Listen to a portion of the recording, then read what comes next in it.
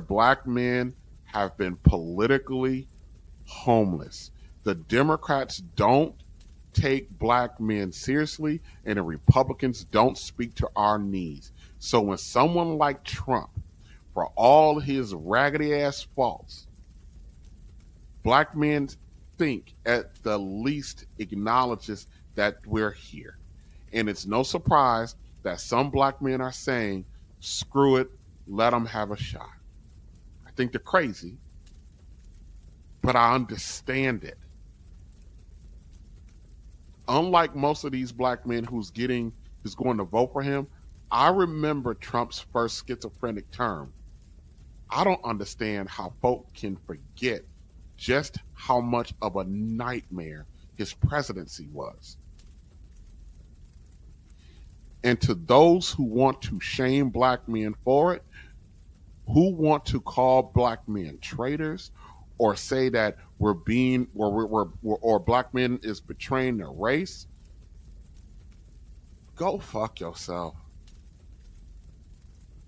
Because that lets me know how little you give a fuck about why this is happening and what the needs are of your men. If these men are going to this extreme, that's a major symptom that needs to be analyzed and not ignored, stomped out, shamed, marginalized, or dismissed. It will only make things worse. You don't have to believe me. Just keep doing what you're doing. You'll see for yourself. Black men have been loyal to a fault. And where has it gotten us? When I say loyal to the Democratic Party, it's gotten us nowhere. Still ignored, still marginalized, still blamed for the problems that aren't ours to fix. Like it or not,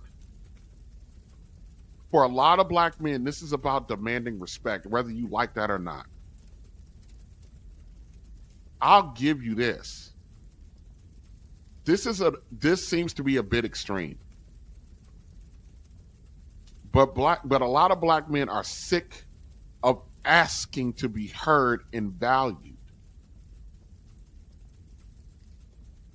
And I hate to say this out loud because I know a lot of people don't want to hear this.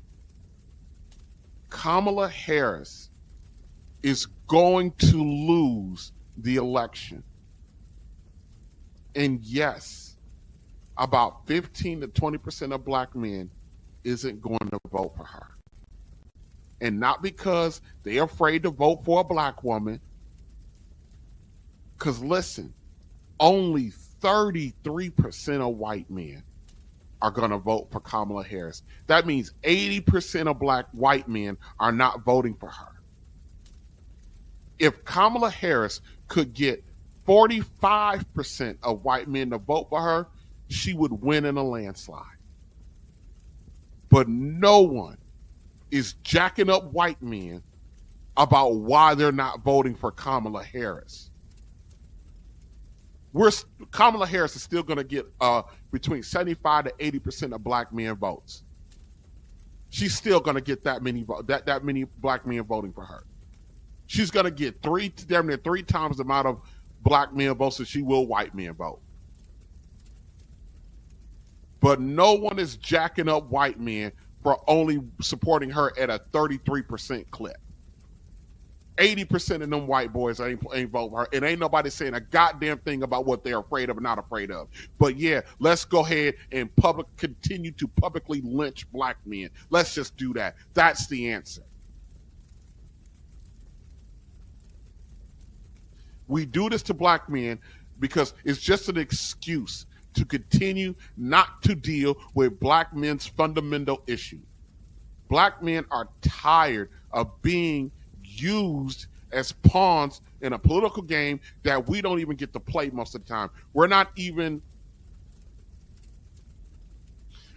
content to be the side characters in someone else's narrative.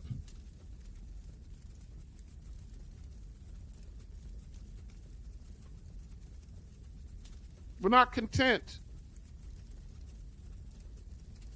I'm going to go ahead and just speak some truths, if you don't mind. Yes. Because my understanding, based on reports I'm getting from campaigns and communities, is that we have not yet seen the same kinds of energy and turnout in all quarters of our neighborhoods and communities as we saw when I was running. Now, I also want to say that seems to be more pronounced with the brothers. So if you don't mind, just for a second, I'm going to speak to y'all directly and say that when you have a choice that is this clear, when on the one hand you have somebody who grew up like you, knows you, went to college with you, understands the struggles and pain and joy that comes from those experiences, who's had to work harder and do more and overcome and achieves the second highest office in the land and is putting forward concrete proposals to directly address the things that are vital in our neighborhoods and our communities, from housing to making sure that our mothers and our fathers and our grandparents can afford medicine, and making sure that we are dealing with prices that are too high and rents that are too high, and are committed to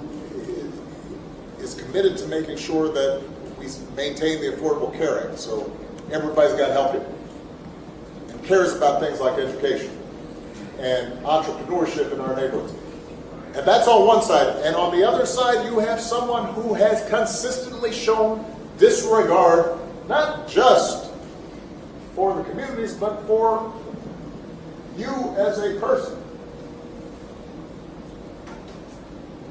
And you're thinking about sitting out?